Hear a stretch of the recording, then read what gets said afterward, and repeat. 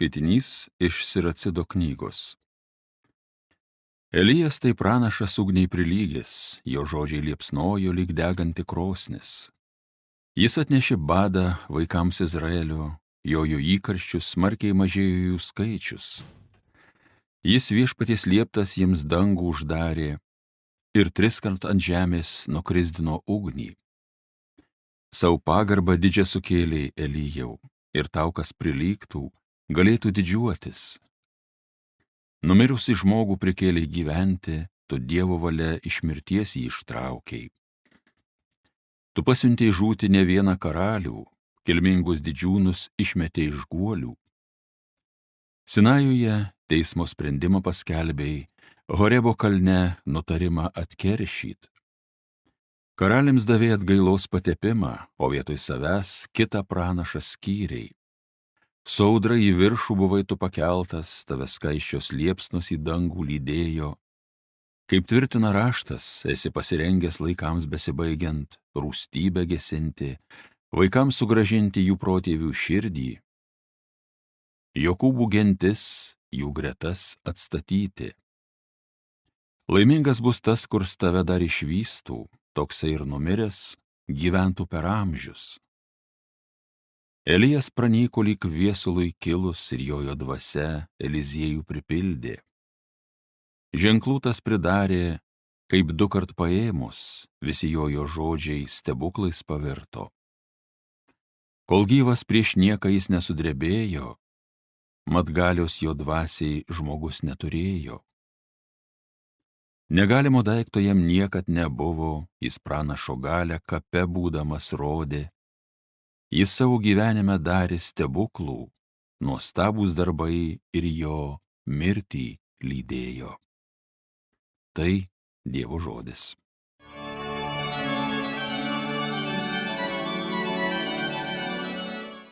Teisingieji džiaukitės viešpaties prieglobstį.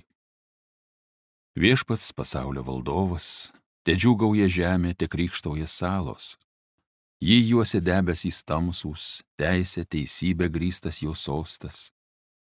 Teisingieji, džiaukitės viešpaties prieglobstį. Kai jis žengia, ugnys liepsnoja, naikina priešus aplinkui. Žaibais jis nuplieskia pasaulį, išvydusi sudreba žemė. Teisingieji, džiaukitės viešpaties prieglobstį. Sutirpsta kaip vaškas kalnai išsigandę prieš viešpatį visų pasaulio valdovą. Byloja dangus apie jo teisingumą, jo garbingumą regi pasaulis. Teisingieji, džiaukitės viešpaties prieglobstį. Gėda visiems, kurie drožiniui lenkės, stabais jo didžiuojas. Niekingi dievaičiai, prieš viešpatį kniupkit. Teisingieji, džiaukitės viešpaties prieglobstį.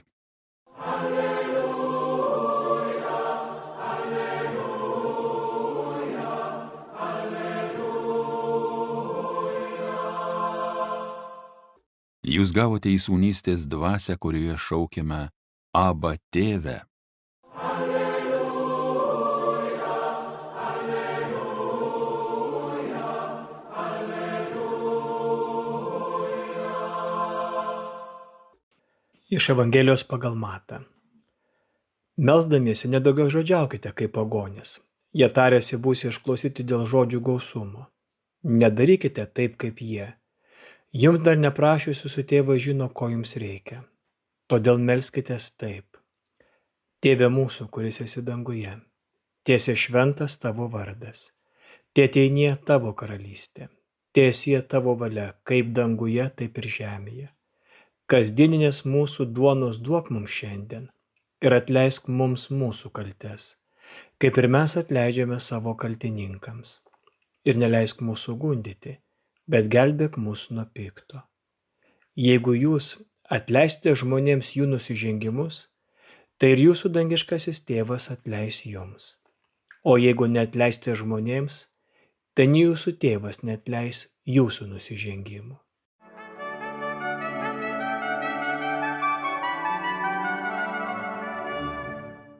Šiandien visi kartu esame Jėzaus mokiniais, jo mokykloje.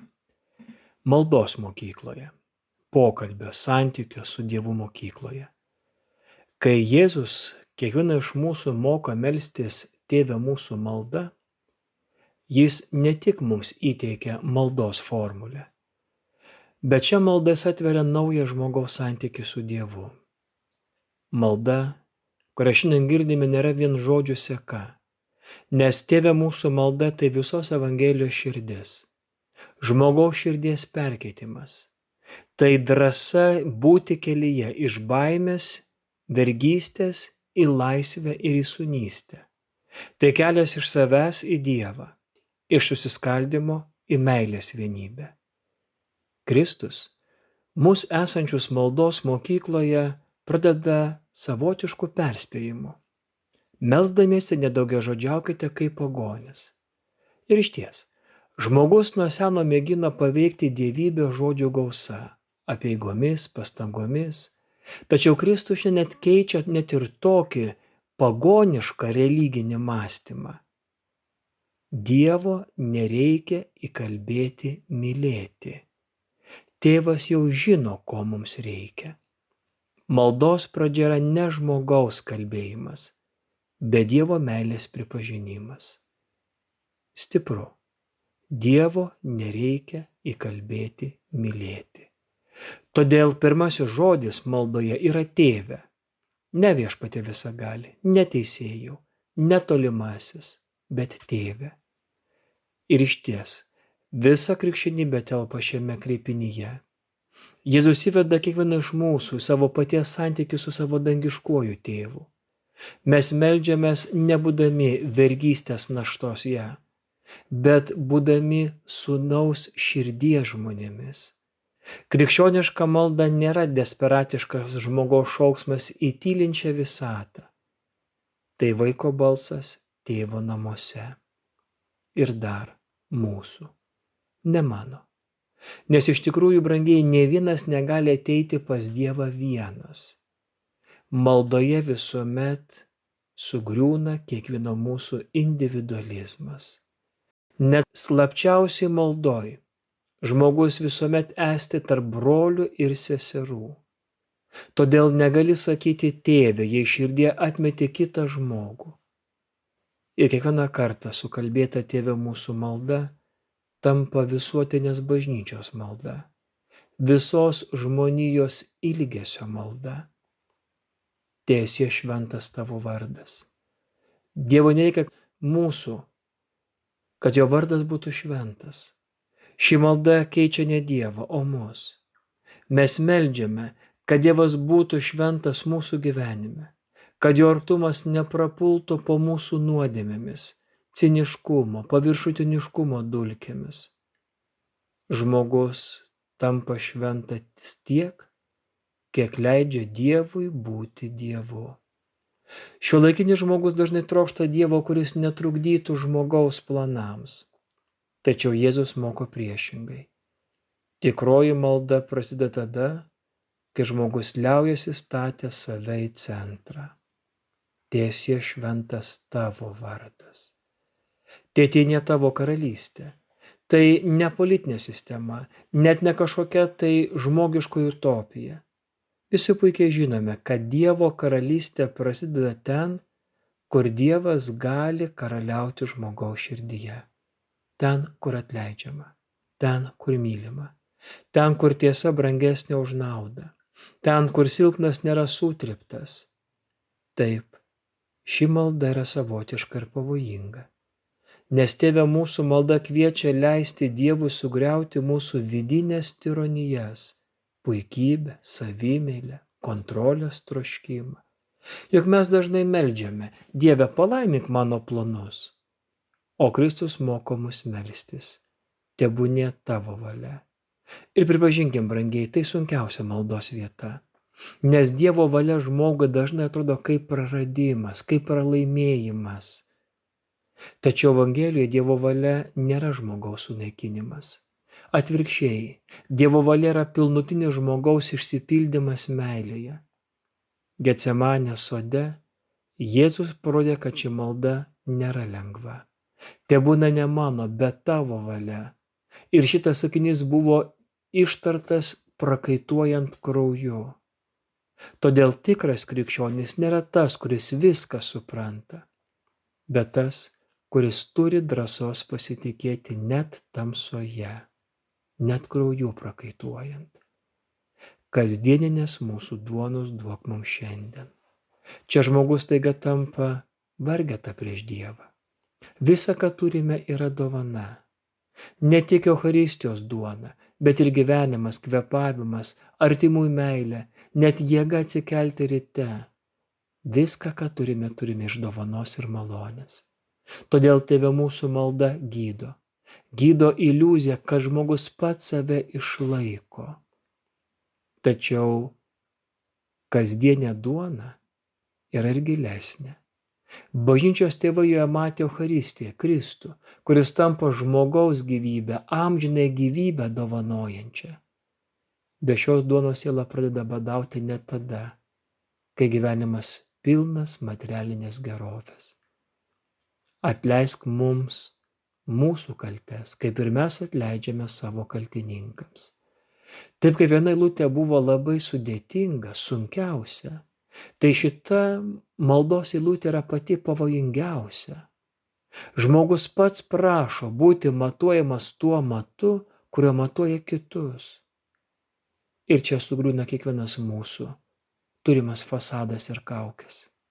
Nes negalima stovėti ir būti prieš Dievą su uždaryta, užverta širdimi kitam žmogui. Atleidimas nėra vien tik tai jausmas. Kartais atleidimas yra labai skaudus. Kartais tai ilgas kryžiaus kelias. Tikras kryžiaus kelias. Tačiau neatleidžiantis žmogus lieka pririštas prie savo žaizdos ir pamažu tampa vergu, nuoskaudos, neapykantos, keršto, širdgėlos. Kodėl? Nes jis leidžia blogiui gyventi savyje. Blogiui gyventi savyje. Todėl Kristus po maldos specialiai sugrįžta tik prie šios eilutės. Jei neatleisite žmonėms, ir jūsų tėvas jums neatleis. Kodėl? Ne todėl, kad Dievas yra kerštingas, ne, pamirškim kerštingą Dievą. Bet todėl, kad uždaryta širdis nebegali priimti meilės. Dievo atleidimas nuolat liejasi, tačiau žmogus gali likti suspaustais kumščiais. Neleisk mūsų gundyti. Tai ne baimės malda, tai ne baimės sakinys, tai nuolankumo šauksmas, tai tikrumo prašymas. Kodėl? Nes žmogus pagaliau pripažįsta savo trapumą.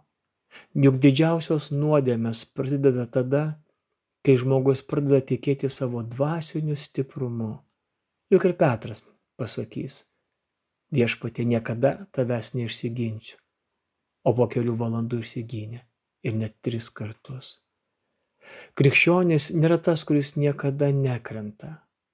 Krikščionis yra tas, kuris žino, kad be Dievo negali išstovėti.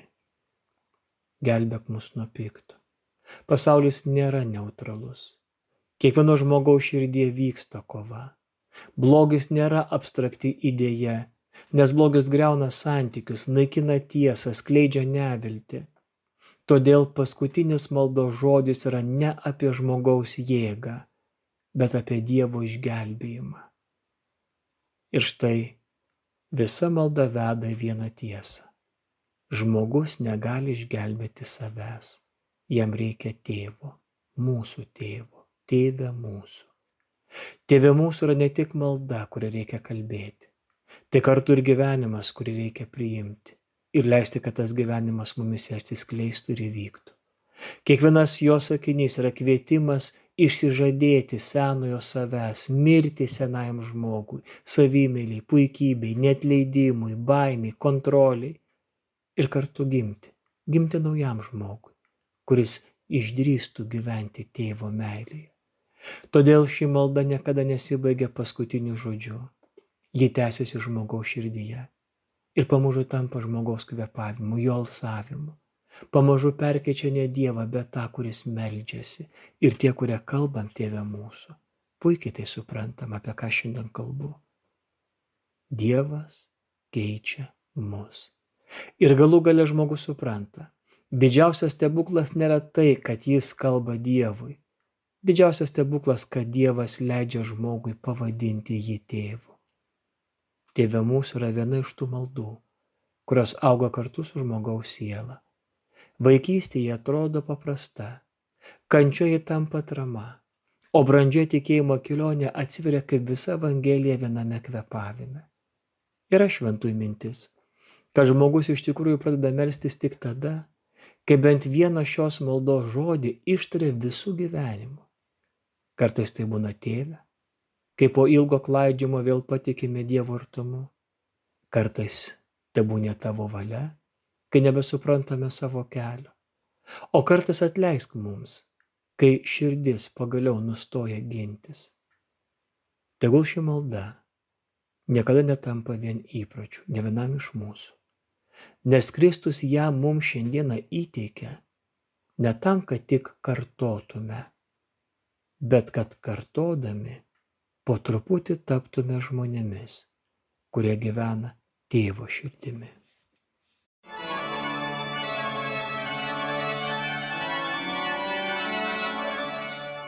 Homiliją sakė kunigas Ričardas Doveika.